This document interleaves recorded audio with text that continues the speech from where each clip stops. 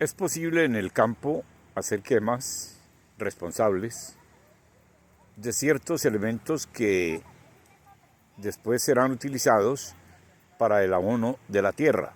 Por ejemplo, en esta quema vamos a recoger la ceniza que producirá esa quema y luego la revolveremos con tierra para irla abonando con otros elementos como por ejemplo cal domítica y ceniza de otras quemas. Es una cosa importante para cuidar la naturaleza. Es así como nosotros hacemos en el campo